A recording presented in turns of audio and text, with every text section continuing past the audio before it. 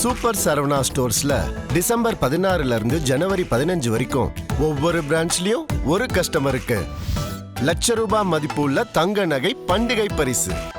சொந்த வீடு வாங்க ஸ்டெப் ஸ்டோனுக்கு வாங்க. Step stone.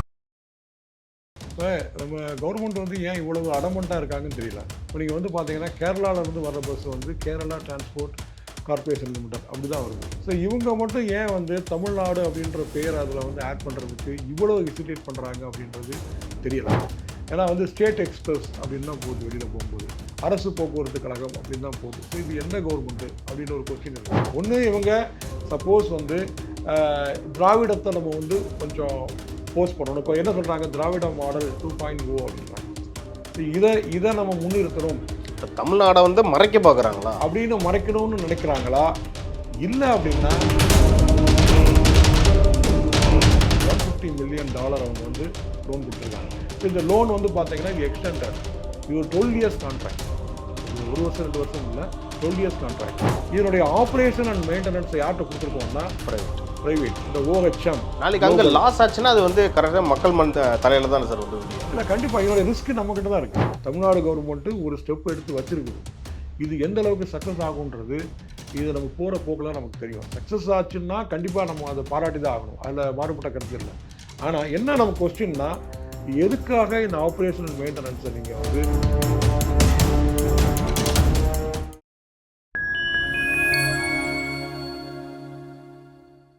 ஃபைன் டைம் நேயர்களுக்கு வணக்கம். இன்று நம்மோடு இணைந்திருப்பவர் சமூக ஆர்வலர் திரு முருகன் அவர்கள். வணக்கம் சார். வணக்கம் சார். சார், சமீபத்தில் பார்த்தீங்கன்னா ஒரு சர்ச்சை எழுந்திருக்கு. என்னன்னா, தமிழ்நாடு அரசு பேருந்துகளில் வந்து வெறும் அரசு போக்குவரத்து கழகம் இப்படின்ற பேர் தான் இருக்குது. இப்போ வெளி மாநிலங்களில் போகிறதுக்கு கூட வந்து தமிழ்நாடுன்ற பேரை வந்து சேர்க்க மாட்டாங்கன்ற அந்த குற்றச்சாட்டு எழுந்திருக்கு. சமீபத்தில் இந்த வால்வோ பேருந்துகளில் கூட அந்த தமிழ்நாடு பேரை வந்து இணைக்கலன்ற நாம் தமிழர் கட்சி, அப்போ தமிழ் அமைப்புகள்லாம் வந்து சொல்லிட்டு இருக்காங்க, குற்றச்சாட்டு வைக்கிறாங்க. காரணம் தான் என்ன சார்? இப்போ நம்ம கவர்மெண்ட் வந்து ஏன் இவ்வளவு அடமெண்ட்டாக இருக்காங்கன்னு தெரியல. ஸோ இப்போ ஏன் அப்படின்னு சொல்லி கேட்டிங்கன்னா, இந்த பஸ்ஸு வந்து ஆக்சுவலாக வந்து நம்ம பப்ளிக் பஸ்ஸு, தமிழ்நாடு கவர்மெண்ட்டோட பஸ்ஸு. இப்போ நீங்கள் வந்து பார்த்தீங்கன்னா கேரளாவிலேருந்து வர்ற பஸ்ஸு வந்து கேரளா டிரான்ஸ்போர்ட் கார்பரேஷன் லிமிடெட் அப்படி தான் வருது. கர்நாடகாவிலேருந்து வர்ற பஸ்ஸும் அதே மாதிரி தான் வந்து கர்நாடகா அப்படி தான் வருது. ஆமாம், ஏபியிலேருந்து அதே மாதிரி தான். ஸோ இவங்க மட்டும் ஏன் வந்து தமிழ்நாடு அப்படின்ற பேர் அதில் வந்து ஆட் பண்ணுறதுக்கு இவ்வளோ ஹெசிடேட் பண்ணுறாங்க அப்படின்றது தெரியலை. ஏன்னா வந்து ஸ்டேட் எக்ஸ்பிரஸ் அப்படின்னு தான் போகுது, வெளியில் போகும்போது அரசு போக்குவரத்து கழகம் அப்படின்னு தான் போகுது. ஸோ இது எந்த கவர்மெண்ட்டு அப்படின்ற ஒரு கொஸ்டின் இருக்குது. இதுக்கு முன்னாடி வந்து பார்த்தீங்கன்னா, நான் சுருக்கமாக சொல்லிடுறேன். இதுக்கு முன்னாடி வந்து இந்த டிரான்ஸ்போர்ட் கார்பரேஷன்ஸ் எல்லாமே வந்து பார்த்தீங்கன்னா அந்தந்த டிஸ்ட்ரிக்ட் வைஸ் இருந்தது. ஸோ டிஸ்ட்ரிக்ட் வைஸ் இருக்கும்போதே வந்து பார்த்தீங்கன்னா உங்களுக்கு தெரியும், பல்லவன் ஒரு 20 வருஷத்துக்கு முன்னாடி சொல்லலாம், அதுக்கு மேலேயே இருக்கும். இப்போ சென்னைன்னா பல்லவன் அப்படின்ற பேர், மதுரைன்னா பாண்டியன் அப்படின்ற பேர், திருச்சின்னா சோழன், கோயம்புத்தூர்னா சேரன், நாகர்கோவில்னா வந்து நேசமணி டிரான்ஸ்போர்ட் கார்பரேஷன் லிமிடெட் அப்படின்னு இருக்கும். ஸோ அப்போ எப்படி இருந்ததுன்னு பார்த்தீங்கன்னா ரொம்ப ப்ராஃபிட்டாக இருந்தது, ஒன்றுக்கு ஒன்று காம்படிஷன். இப்போ நீங்கள் வந்து பார்த்தீங்கன்னா பாண்டியன் ஒரு இது புதுசாக ஒன்று அவங்க வந்து அறிமுகப்படுத்துனாங்கன்னா உடனடியாக வந்து என்ன பண்ணுவாங்க, சோழனில் பண்ணுவாங்க, சோழன் பண்ணால் உடனே பல்லவன் பண்ணுவாங்க. இது ஒரு காம்படிஷன் வந்து ஒரு ஹெல்த்தியாக இருந்தது. ஸோ எல்லாமே வந்து பார்த்தீங்கன்னா ஓரளவு ப்ராஃபிட்டில் போயிட்டு இருந்துச்சு. அந்த கார்பரேஷன் எல்லாமே ஏஜென்சிஸ் தான், அது எல்லாமே வந்து பார்த்தீங்கன்னா ப்ராஃபிட்டில் போயிட்டு இருந்தது. ஸோ என்ன பண்ணாங்க அப்படின்னு சொல்லி கேட்டிங்கன்னா, கிட்டத்தட்ட வந்து ஒரு 96 or 97 சம்திங் 1997 சம்திங் என்ன பண்ணாங்கன்னா, ஒரே நாள் வந்து இந்த இது எல்லாத்தையுமே வந்து சென்ட்ரலைஸ் பண்ணிட்டாங்க. இந்த மாதிரி இண்டிவிஜுவல் டிரான்ஸ்போர்ட் கார்பரேஷன்ஸ் எல்லாமே சென்ட்ரலைஸ் பண்ணி. இது என்ன காரணம் சார் சென்ட்ரலைஸ் பண்ணதுக்கு? இதுக்கு காரணம் இப்போ நம்ம சொல்கிறதா இருந்தால் அந்த இண்டிவிஜுவல் நேம் வேண்டாம். ஏன்னா இதனால் நிறைய கான்ட்ரவர்சிஸ் நிறைய வந்தது, அரசியல் காரணங்கள். இந்த பழைய மன்னர்களுடைய பேர்லாம் வந்து திரும்ப ரீகால் ஆகிட்டே இருக்கும். ஸோ மதுரைன்னு எடுத்துட்டாலே உங்களுக்கு வந்து பாண்டியன், அதில் ஒரு மீன் சிம்பிள் இருக்கும். சோழன்னு சொன்னால் உங்களுக்கு வந்து பார்த்தீங்கன்னா திருச்சி ஏரியா, அதில் ஒரு புலி சிம்பிள் இருக்கும். இதே மாதிரி ஒவ்வொருத்தரும் இண்டிவிஜுவாலிட்டியை வந்து இங்கே மெயின்டைன் பண்ணிட்டு இருந்தாங்க. இப்போ போகிற அந்த எஸ்சிடிசி வந்து திருவள்ளுவர் அப்படின்ற ஒரு நேமில் இருக்கும். ஸோ இது எல்லாம் என்ன பண்ணாங்கன்னா ஒரே நாளில் அது என்ன நினச்சாங்களோ தெரியல, இந்த மாதிரி இண்டிவிஜுவல் அந்த நேம் வந்து ரிசம்பிளன்ஸ் அந்த ரீகாலிங் வரக்கூடாதுன்னு நினச்சாங்களா என்னன்னு தெரியல. ஒரே நாள் ஒரே நைட்டை வந்து டோட்டலாகவே இதை வந்து சென்ட்ரலைஸ் பண்ணிட்டாங்க. சென்ட்ரலைஸ் பண்ணி ஃபுல்லாக வந்து தமிழ்நாடு கவர்மெண்ட்டு தான், ஸ்டேட் எக்ஸ்பிரஸ் தான் அப்படின்னு சொல்லி டிக்ளேர் பண்ணியாச்சு. இது வந்து பின்னாடி நீங்கள் சொல்கிறபடி பார்த்தா இவங்களோட சேர சோழ பாண்டியன் பல்லவன் இவங்களோட ஹிஸ்ட்ரியை வந்து மறைக்கணும் அப்படின்ற மாதிரி கண்ணோட்டத்தில் பண்ண மாட்டிருக்குன்ற மாதிரி எடுத்துக்கலாமா இதை? இல்லை அப்படின்னு நம்ம வந்து ஃபுல்லாக சொல்லிட முடியாது. ஆனால் இப்போ இவங்க வந்து தமிழ்நாடுன்னு போட மாட்டேங்கிறாங்க இல்லையா, அதை பார்க்கும் பொழுது அப்படி இருக்குமோ அப்படின்னு தோணுது. இந்த மாதிரி ஏன்னா நம்ம வரலாறு பார்த்தோம் அப்படின்னு கேட்டிங்கன்னா, இந்த தமிழ்நாடு அப்படின்ற அந்த பேர் வேணுன்றதுக்காக உண்மையிலேயே கரெக்டாக அதை வந்து உயிரை கொடுத்தவர் யாருன்னு கேட்டிங்கன்னா, சங்கரலிங்கனார் அப்படின்ற ஒருத்தர் தான் வந்து அவர் ஒரு 72 டேஸ் உண்ணாவிரதம் இருந்து அவர் தான் வேணும்னு சொல்லி சொன்னார் அப்படின்னு பார்க்குறோம். ஆனால் அண்ணாதுரை அவர்கள் வந்து இதை திராவிட நாடு அப்படின்னு தான் வேணும்னு கேட்டாங்க. தமிழ்நாடுன்ற பேரை வந்து முதல்ல டிக்ளேர் பண்ணது யாருன்னு கேட்டிங்கன்னா சங்கரலிங்கனார் தான். ஸோ காமராஜர் இருக்கும்போதே வந்து அவருடைய அந்த உயிர் தியாகத்துக்காகவே தமிழ்நாடுன்னு கொண்டு வந்துட்டாங்க. ஸோ என்ன கொண்டு வந்தாங்கன்னா, நம்ம அதாவது இன்டர்னல் தமிழ்நாடு வந்து இதை நம்ம யூஸ் பண்ணிக்கலாம் தமிழ்நாடுன்ற பேரை, எக்ஸ்டர்னலாக போகும்போது மெட்ராஸ் ஸ்டேட்னு யூஸ் பண்ணிக்கலாம் அப்படின்ற ஒரு விஷயத்தை அவங்க டிக்ளேர் பண்ணாங்க. அதாவது வந்து ஒரு நோட்டிஃபிகேஷன் மாதிரி கொடுத்தாங்க. அதனால தான் பார்த்தீங்கன்னா தெரியும், பழைய கல்வெட்டுகள் பழைய இதெல்லாம் பார்த்தீங்கன்னா அந்த போர்டில் வந்து தமிழ்நாடுன்ற பேர் இருக்குது. அதுக்கப்புறம் 67 அண்ணாதுரை வந்ததுக்கப்புறம் தான் அதை வந்து சட்டசபையில் வந்து தீர்மானமாக பாஸ் பண்ணி ஃபுல்லாகவே கொண்டு வந்தாங்கன்னு பார்க்குறோம். ஸோ இது ஒரு பக்கம். அப்போ இந்த தமிழ்நாடு அப்படின்ற ஒரு பேர் வந்து காரணம் வந்து சங்கரலிங்கனார், காங்கிரஸ் இம்ப்ளிமெண்ட் பண்ணிச்சு, திரும்ப அது அண்ணாதுரை அவர்கள் வந்து சட்டமாக்கிட்டாங்கன்றதை பார்க்க வந்து திமுக இதுக்கான அந்த வெற்றியை வந்து கொண்டாடவே முடியாதா? தமிழ்நாடுக்கு அவங்க தான் பேர் வச்சாங்கன்னு சொல்லிட்டு இருக்காங்களே. இல்லை அது அப்படின்னு நம்ம நினச்சிட்டு இருந்தோம். பட் அதுக்கு பின்னாடி வந்து பார்த்தீங்கன்னா உங்களுக்கு தெரியும், 2012 வந்து ஜெயலலிதா அவங்க என்ன பண்ணாங்கன்னா, சங்கரலிங்கனாருக்கு வந்து ஒரு நினைவு மண்டபம் கட்டுறாங்க. ஆக்சுவலாக அது எங்கே இருக்குன்னா விருதுநகர் டிஸ்ட்ரிக்டில் இருக்குது. சங்கரலிங்கனார் அவர்களுக்காக வந்து ஒரு நினைவு மண்டபத்தை, ஏன்னா அவர் 72 நாள் 73 நாள் அவர் வந்து அப்படியே கம்ப்ளீட்டாக உண்ணாவிரதம் இருந்து இதுக்காகவே இருந்து இறந்து போனார் அவர். ஸோ அவருக்காக ஒரு நினைவு மண்டபத்தை ஜெயலலிதா வந்து அவர்கள் வந்து கட்டினாங்க அப்படின்னு பார்க்குறோம்.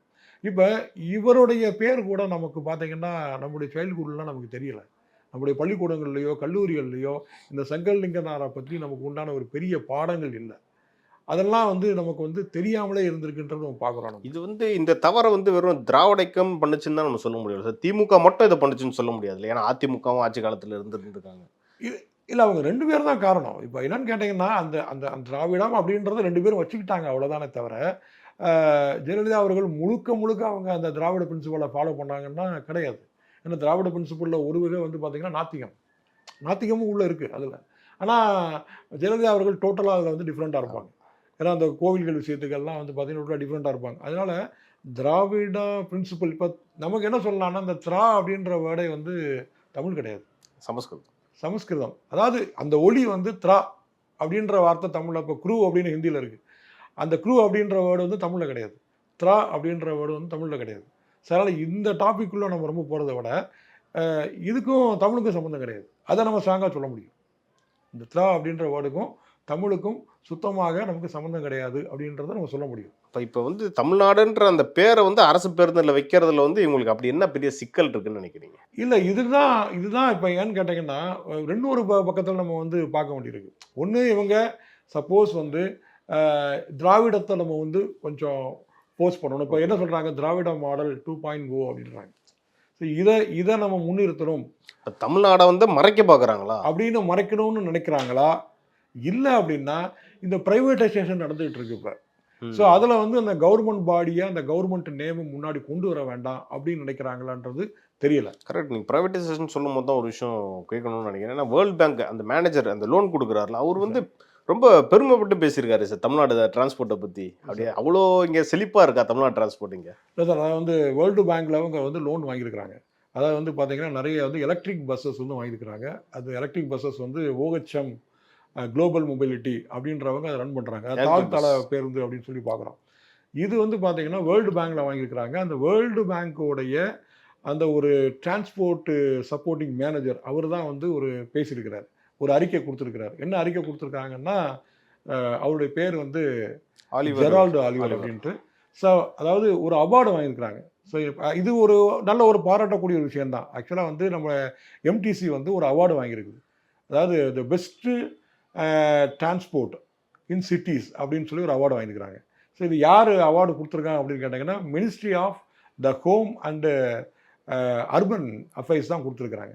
ஸோ இது வந்து ஒரு பாராட்டப்பட வேண்டிய ஒரு விஷயம்தான். பட் ஆனால் அவர் என்ன சொல்லியிருக்கிறாருன்னா, நாங்கள் அதை லோன் கொடுத்து ரன் பண்ணதுக்கு அப்புறம் தான், ஏன்னா ஒரு 3-4 வருஷமாக இந்த MTC வந்து சிக்கில் போயிட்டு இருந்துச்சு. இது வந்து முக்கியமாக வந்து சிங்க் ஆகிட்டு இருந்தது, மூழ்கிட்டு இருந்தது. ஸோ அந்த மூழ்கிட்டு இருக்கக்கூடிய MTCயை நாங்கள் வந்து லோன் கொடுத்து நாங்கள் அதை காப்பாற்றிருக்கிறோம். ஸோ இன்றைக்கி அது அவார்டு வாங்கியிருக்குது அப்படின்ற மாதிரி அவர் ஒரு அறிக்கையை ஒன்று கொடுத்துருக்கிறார் அவர். ஸோ இந்த லோன் அமௌண்ட் வந்து பார்த்தீங்கன்னா இந்த எலக்ட்ரிக் பஸ்ஸஸுக்காக அவங்க லோன் கொடுத்துருக்காங்க. எவ்வளோ சார் கொடுத்துருக்காங்க சார்? கிட்டத்தட்ட வந்து பார்த்தீங்கன்னா ஒரு நம்ம அமௌண்ட்டுக்கு வந்து 1300 கோடி. ஸோ அவங்க சொல்கிறது வந்து பார்த்தீங்கன்னா ஒரு தோராயமாக வந்து $150 மில்லியன் அவங்க வந்து லோன் கொடுத்துருக்காங்க. ஸோ இந்த லோன் வந்து பார்த்தீங்கன்னா இது எக்ஸ்டெண்டட். இது ஒரு 12 இயர்ஸ் கான்ட்ராக்ட். இது 1 வருஷம் 2 வருஷம் இல்லை, 12 இயர்ஸ் கான்ட்ராக்ட். ஸோ இப்போ இது என்ன சிஸ்டம் அப்படின்னு கேட்டிங்கன்னா இது வந்து பிபிபி அப்படின்னு சொல்லுவோம். அதை வந்து பப்ளிக் ப்ரைவேட்டு பார்ட்னர்ஷிப் அப்படின்னு சொல்லுவோம். இப்போ அந்த ப்ரைவேட்டைசேஷனுக்கும் இந்த மாதிரி வந்து அவுட் சோர்சிங்க்கும் வித்தியாசம் இருக்குது. ஸோ ப்ரைவேட்டைசேஷன் சொல்லும்போது நீங்கள் என்ன பண்ணுறீங்க, எனக்கு இந்த வேலையை நடத்தணும், ஸோ நீங்களே இதை ஆப்ரேட் பண்ணுங்க. ஹேண்ட் ஓவர் பண்ணுறது இந்த ப்ராசஸ், இந்த வேலையை நீங்கள் முடிச்சு கொடுத்துருங்க. இவ்வளோ பஸ் சர்வீஸ் எனக்கு வேணும், உங்கள் பஸ்ஸே நீங்களே அதை வந்து வாங்கி நீங்களே ரன் பண்ணுங்க அப்படின்னு அவங்ககிட்ட பொறுப்பை கொடுத்துறது. ஸோ இப்போ நம்ம என்ன பண்ணியிருக்கோம்னா, லோன் நம்ம போட்டிருக்கிறோம். இந்த லோனோட ரிஸ்கி வந்து தமிழ்நாடு கவர்மெண்ட்டுக்கிட்ட இருக்குது. ஆமாம், அந்த பஸ்ஸஸ் எல்லாம் நம்ம பர்ச்சேஸ் பண்ணியிருக்கிறோம். பர்ச்சேஸ் பண்ணி இதனுடைய ஆப்ரேஷன் அண்ட் மெயின்டெனன்ஸ் யார்கிட்ட கொடுத்துருக்கோம்னா பிரைவேட், இந்த OHM. நாளைக்கு அங்கே லாஸ் ஆச்சுன்னா அது வந்து கரெக்டாக மக்கள் தலையில தான் சார் வந்து விடியும். இல்லை, கண்டிப்பாக இதனுடைய ரிஸ்க் நம்மக்கிட்ட தான் இருக்குது. இதனுடைய ரிஸ்க் ஃபேக்டரை வந்து 100% வந்து பார்த்தீங்கன்னா இது வந்து நம்ம கவர்மெண்ட் கிட்ட தான் இருக்குது. ஸோ கவர்மெண்ட் கிட்டன்னு சொல்லும் பொழுது பப்ளிக் தான் அது வந்து. ஸோ இப்போ இதோட ரிஸ்க்கெல்லாம் என்ன ரிஸ்க் இதில் வர வாய்ப்பு இருக்குது அப்படின்னு சொல்லி பார்த்தோம் அப்படின்னா, லோன் ரீபேமெண்ட் அது ஒரு ரிஸ்க் இருக்குது. ஏன்னா லோன் ரீபேமெண்ட்டு அவ்வளோ huge amount. Not only this, நான் சொல்கிறேன் பஸ் டெர்மினல் ஒவ்வொன்றுக்குமே லோன் இருக்குது. இப்போ கிளாம்பாக்கம் பார்த்தீங்கன்னா அது ஒரு 400 கோடி. திருவள்ளூரில் எடுத்துட்டிங்கன்னா அது ஒரு 400 கோடி. குரலகம் பக்கத்தில் இருக்கிற அந்த பஸ் டெர்மினல் வந்து ஒரு 550 கோடி. அதெல்லாம் ஃபஸ்ட்டு ப்ராஃபிட்டில் ஓடுதான்றதே அந்த கேள்வி வருது இல்லை? இல்லை, அதுதான் நான் சொல்கிறேன். இப்போ கிளாம்பாக்கத்தை நீங்கள் வந்து 400 கோடி லோன் எடுத்து அதனுடைய மெயின்டெனன்ஸை நீங்கள் யாருக்கு கொடுக்குறீங்க? O&M, ஆப்ரேஷன் அண்ட் மெயின்டெனன்ஸ் யார்கிட்ட கொடுக்குறீங்கன்னா BVG கொடுக்குறீங்க. அது ஒரு ப்ரைவேட். அந்த BVG வந்து வருஷத்துக்கு 2,40,00,000 கொடுக்குறாங்க. 2,40,00,000. 400 கோடி லோன் எடுத்து 2,40,00,000 கவர்மெண்ட்டுக்கு BVD வருஷத்துக்கு கட்டணும். BVG வந்து வருஷத்துக்கு அவங்க 2,40,00,000 கட்டினா போதும். பட் அவனுக்கு ப்ராஃபிட் எவ்வளோ வருது தெரியுமா? ஒவ்வொரு கடைக்கும் பார்த்தீங்கன்னா அவன் இந்த லீஸ் அமௌண்ட்டே வந்து ஒரு ஹியூஜ் அமௌண்ட் வாங்குவான். ஸோ அவனுடைய ஆப்ரேஷன் தோராயமாக பார்த்தீங்கன்னா அவனுக்கு ஒரு 50 கோடியாக கிடைக்கும். ஏன்னா அது வேறு CMDA கண்ட்ரோலில் வருது, CMDAக்கு தான் போகும். ஆமாம், CMDAக்கு தான் போகும். அப்போ அவன் என்ன சொல்கிறான், ஒரு 2 கோடி தான் கட்டுறான். சரி, நான் கேட்குறேன், இந்த 2,40,00,000 இன்கம்மை வச்சு நீங்கள் எப்படி ரீபே பண்ணுவீங்க? 400 கோடி லோன் வாங்கியிருக்கிறீங்க. இந்த 400 கோடி லோனுக்கு உங்களுக்கு ரிட்டர்ன் எவ்வளோ வருது? 2,40,00,000. இந்த 2,40,00,000 வச்சு நீங்கள் வந்து எப்படி அந்த லோனை வந்து ரீபே பண்ணுவீங்க? அந்த மெயின்டெனன்ஸ் வந்து கவர்மெண்ட்டே ரன் பண்ணுறதுல என்ன? அதான் சொல்கிறேன், கவர்மெண்ட் ரன் பண்ணலான்றேன். இப்போ இந்த பஸ் டெர்மினலில் வந்து கவர்மெண்ட் ரன் பண்ணால் இந்த ஷாப்ஸ் எல்லாமே என்ன பண்ணலாம், கவர்மெண்ட்டே வந்து டெண்டர் கொடுக்கலாம். அதனுடைய வாட் இஸ் தட் ரெண்டல் கவர்மெண்ட்டே கலெக்ட் பண்ணலாம். லீஸ் அமௌண்ட்டும் கவர்மெண்ட்டே ஃபிக்ஸ் பண்ணலாம். நீங்கள் இதை தேவையில்லாமல் ஒரு ப்ரைவேட் கம்பெனிக்கு கொடுத்து அந்த ப்ரைவேட் கம்பெனி வந்து எனார்மஸாக அவன் ஏர்ன் பண்ணுறான். ஆனால் உங்களுக்கு கொடுக்குற அந்த லீஸ் அமௌண்ட் எவ்வளோ, வாடகை எவ்வளவு? வெறும் 2,40,00,000. இது எப்படி இருக்குது பாருங்கள். நாம் வந்து கஷ்டப்பட்டு லோன் போட்டு அது ஒரு ப்ரைவேட் வந்து அதை என்ஜாய் பண்ணுறதுக்கு நம்ம அலோவ் பண்ணுறோம். அதாவது எப்படின்னா மக்கள் வரி பணத்தில் ப்ரைவேட் யாரும் அவன் எடுத்து அவங்க வந்து சம்பாதிக்கிற மாதிரி இருக்குது. அவங்க சம்பாதிக்கிற மாதிரி இருக்குது. ஸோ இது ஏன், அதான் என்னன்னு இதுதான் வந்து என்ன சொல்லுவோன்னு கேட்டிங்கன்னா not good administration, poor worst administration. அதான் அப்படி சொல்கிறேன். ஏன்னா இது எப்படி எடுத்துக்கிறது, இதை வந்து நம்ம கரப்ஷன் எடுத்துக்கலாமா? இல்லை, கரப்ஷன் தான் எடுத்துக்க வேண்டியிருக்கும். ஏன்னா கரப்ஷனுக்கு நம்ம we need evidence, we need proof. இந்த இடத்துல இவங்க பிவிஜியில் இவங்க எதாவது கரெக்டாக வாங்கியிருக்கிறாங்க இப்படின்ற எவிடன்ஸ் இருந்தால் தான் நம்ம சொல்ல முடியும். பட் என்ன அப்படின்னு கேட்டிங்கன்னா ஒரு புவர் அட்மினிஸ்ட்ரேஷன் அப்படி தான் நம்ம எடுத்துக்க முடியும். எதுக்காக நீங்கள் இந்த மாதிரி பண்ணுறீங்க? ஒரு வேணுன்னே நம்ம வந்து ஒரு கவர்மெண்ட்டை லாஸாக எதுக்காக நடத்தணும்? ஒரு கொஸ்டின் இருக்கு இல்லையா? கண்டிப்பாக இந்த மாதிரி ஒரு கொஸ்டின். இப்போ சந்திரலேகா அன்னைக்கு கேட்டாங்க. சந்திரலேகான்னு சொல்லி ஒரு IAS ஆஃபீஸர் இருந்தாங்க. டேக் அப்படின்ற ஒரு கம்பெனி, தூத்துக்குடி அல்கலி கெமிக்கல்ஸ், பிக்கோட அலையடாக இருக்கக்கூடிய ஒரு கம்பெனியை வந்து வேணும்னே என்ன பண்ணாங்க, சேல் பண்ணாங்க. இந்த மாதிரி ஒரு ப்ராஃபிட்டில் இருக்கக்கூடிய இண்டஸ்ட்ரியை அவங்க வேணும்னே வந்து அதை சேல் பண்ணுறாங்க. அப்போ அவங்க சந்திரலேகா IAS கேட்டாங்க, தமிழ்நாட்டில் கவர்மெண்ட் கம்பெனிஸே ரொம்ப கம்மி, அப்படி இருக்கும்போது எதுக்காக நம்ம இந்த ப்ராஃபிட்டில் போயிட்டு இருக்க கம்பெனியை சேல் பண்ணணும் அப்படின்னு சொல்லி கேட்டாங்க. ஒரு தனிப்பட்ட இண்டிவிஜுவல் வந்து சம்பாதிக்கிறதுக்கு இந்த வேலையை பண்ணுறாங்கன்னு நம்ம எடுத்துக்கலாமா சார்? ஏன்னா அது அப்படி தான் அர்த்தம். அது அந்த மாதிரி தான் ஒரு மீனிங் ஆகுது. இப்போ ஒவ்வொரு ஷாப்போடைய ரெவன்யூலாம் கவர்மெண்ட்டுக்கு வந்தால் எப்படி இருக்கும், ஒவ்வொரு இதோடைய அந்த ஆப்ரேஷன் அண்ட் மெயின்டெனன்ஸ் எல்லாம் கவர்மெண்ட்டுக்கு கிடச்சா எப்படி இருக்கும். ஸோ இப்போ அவன் பிவிஜி மெயின்டைன் பண்ணுறான். இப்போ இதில் இந்த ஒவ்வொரு பஸ்ஸஸும் உள்ளே வந்துட்டு போகிறதுக்கு ஹிடன் சார்ஜஸ் இருக்குதா, அதை பார்க்க வேண்டியிருக்கு. இதே தான் இங்கே ஓடக்கூடிய எலக்ட்ரிக் பஸ்ஸஸ் எல்லாமே. ஒவ்வொரு எலக்ட்ரிக் பஸ்ஸும் பார்த்தீங்கன்னா கிட்டத்தட்ட 1 crore மேலே அதனுடைய வேல்யூ. ஸோ இப்போ இன்னும் பார்த்தீங்கன்னா இவங்களுடைய ஐடியாஸ் வந்து இப்போ கிட்டத்தட்ட ஒரு 1025 பஸ்ஸு பண்ணியிருக்கிறாங்க. 7500 பஸ் இன்னும் அவங்க தொடர்ந்து இதை ரன் பண்ணுற மாதிரி ஐடியா இருக்குது. இதனுடைய என்ன ரிஸ்க் இருக்குது? ரீபேமெண்ட் ரிஸ்க் இருக்குது. அடுத்தாப்புல பார்த்தீங்கன்னா இன்னும் எலக்ட்ரிக் வெஹிக்கிள்ஸ்னு எந்த அளவுக்கு சக்ஸஸ் ஆயிருக்குன்னு தெரியாது.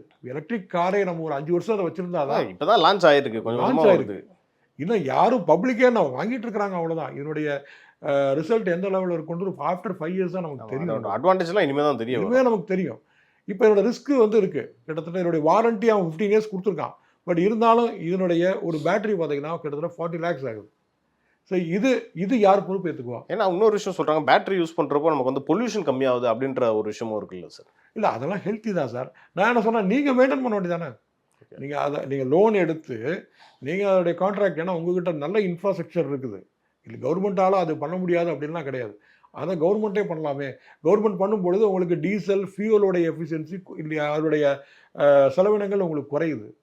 அதை நீங்கள் கவர்மெண்ட் யூட்டிலைஸ் பண்ணலாம் இல்லையா? இது வந்து கம்ப்ளீட்டாக வந்து ஒரு கார்பரேட்டுக்கு ஃபேவராக நடந்துகிட்டு இருக்காங்கன்றீங்க. இப்போ கிட்டத்தட்ட அப்படி தான் இருக்குது. இப்போ நீங்கள் வந்து பிஜேபி கவர்மெண்ட்டை சொல்கிறீங்க எல்லாம் ப்ரைவேட்டைஸ் பண்ணுறாங்க அப்படின்னு சொல்லி.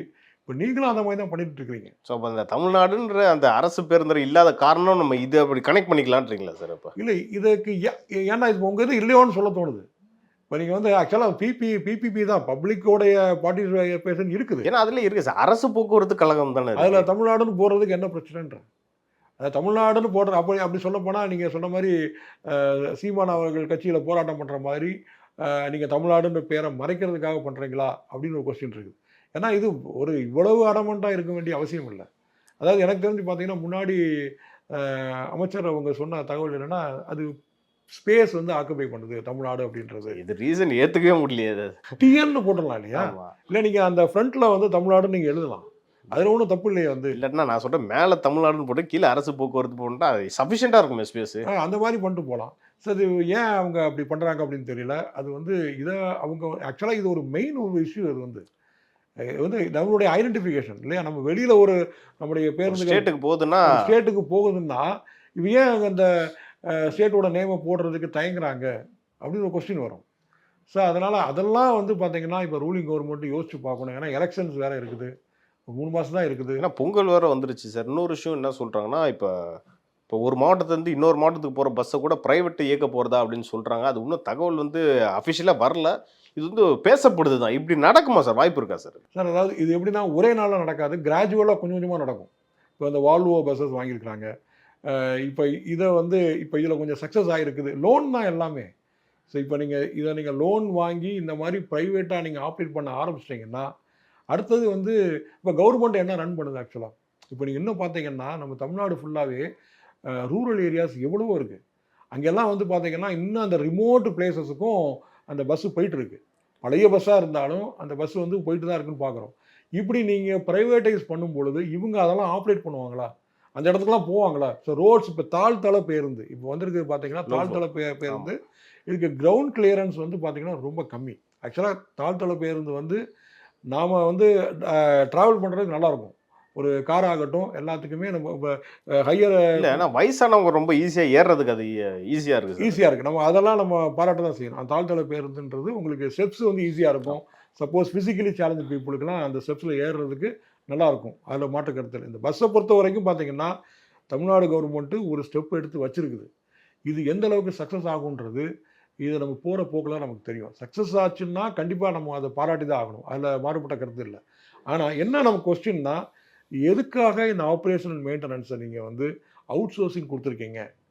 கிலோமீட்டருக்கு நம்ம அவங்களுக்கு வந்து கிட்டத்தட்ட ஒரு 75லேருந்து 80 ரூபா வரை கொடுக்குறோம். கிட்டத்தட்ட டிரைவர் கண்டக்டரே இன்னைக்கு வந்து அவங்க தான். ஆமாம், ஹவுஸ் சோர்ஸ்லேருந்து தான் வந்திருக்காங்க. ஹவுஸ் சோர்ஸில் தான் வந்திருக்காங்க. இப்போ எனக்கு என்னென்னா, எப்படி வந்து இந்த எம்டிசி டிரைவர்ஸ் அண்ட் கண்டக்டர்ஸ் எல்லாம் வந்து இதை அக்செப்ட் பண்ணாங்கன்னு தெரியல. பெரிய லெவலில் அவங்க ஸ்ட்ரைக் பண்ணலை.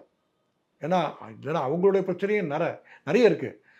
இந்த பிஎஃப் அமௌண்ட்ஸ்லாம் அவங்களுக்கு வரலை அப்படின்ற கொஸ்டின்லாம் நிறைய இருக்குது. அதை பற்றிலாம் கவர்மெண்ட் கொஞ்சம் கூட கிட்டத்தட்ட 2 வருஷத்துக்கு முன்னாடி கூட போராட்டம்லாம் பண்ணாங்க அரசு போக்குவரத்து கழக ஊழியர்கள்லாம். இன்ன வரைக்கும் அவங்களுக்கு அந்த வாக்குறுதியில் கொடுத்த அந்த ப்ராமிஸ் எதுவுமே வந்து நிறைவேற்றல தான் அந்த குற்றச்சாட்டு வந்து இருக்குது இன்னமும். அதெல்லாம் பொறுத்து இருந்தா பார்க்கணும் அதை நிறைவேற்றுவாங்களா இல்லையான்றதை. அது எலெக்ஷன்ல கண்டிப்பா ரிஃப்ளெக்ட் ஆகும். நிச்சயம். இதெல்லாம் பார்த்து எப்படி சார் அவங்க ஹேண்டில் பண்ண போறாங்க கவர்மெண்ட்? இல்லை அது அதாவது ஒரு ஒரு ஹேண்டில் பண்ணும்போது கொஞ்சம் கவர்மெண்ட்டோடைய பாலிசிஸையும் அதில் உள்ளே வச்சுக்கணும். ஏன்னா எலெக்ஷன்ஸ் இருக்குது, இதில் பப்ளிக் ரிலேட்டிவ் ஆகிறாங்க அப்படின்றதையும் பார்க்கணும். இப்போ இதில் என்ன ப்ராமிஸ் இப்போ இருக்குது அப்படின்னு கேட்டிங்கன்னா, இப்போ அந்த உமனுக்கு அந்த ஃப்ரீ 0 ஃப்ரீ இது இருக்கு இல்லையா, மகளிர் விடியல் பயணம். விடியல் பயணம், அது இருக்குது, அதை மெயின்டைன் பண்ணுறாங்க. தென் அதுக்கப்புறம் இந்த ஸ்டூடெண்ட்ஸ் கன்செஷன் இருக்குது, அப்புறம் வந்து ஏஜ்டு பீப்புளுக்கு உண்டான அந்த கன்செஷன் இதெல்லாம் இருக்குது. ஸோ இதெல்லாம் தொடர்ந்து ஆப்ரேட் பண்ண முடியுமா? ஏன்னா ஒரு ப்ரைவேட் ஆப்ரேஷன் கிட்ட நீங்கள் ஆப்ரேட்டர்கிட்ட நீங்கள் கொடுத்தீங்க அப்படின்னா அப்போ இந்த மகளிர் விடியல் பயணம் திட்டமே அதை ரத்து செய்யப்படக்கூடிய ஆபத்து இருக்கா சார் ப்ரைவேட்டுக்கு போச்சுன்னா? ஃப்யூச்சரில் இருக்குது. இப்போ ஃப்யூச்சரில் அது வந்து இருக்கிறதுக்கு வாய்ப்பு இருக்குது. ஏன்னா ஆப்ரேஷன் வந்து பார்த்தீங்கன்னா அது வந்து கவர்மெண்ட் இல்லை இல்லையா, அது இப்போ OHM அவங்க தான் பண்ணுறாங்க. சார் அவங்க எப்படி பண்ணுவாங்க? இப்போ ஒரு கவர்மெண்ட் ஸ்டாஃபு இது கவர்மெண்ட்டோட ப்ராஜெக்ட், கவர்மெண்ட்டோடைய சர்வீஸ்ன்னு சொல்லும்போது வேற மாதிரி இருக்கும். ப்ரைவேட் சர்வீஸ்னால் ரொம்ப கூட்டமாக இருக்குதா நிற்காம கூட போவாங்க, அது அவங்க இஷ்டம், நீங்கள் கிளைம் பண்ண முடியாது.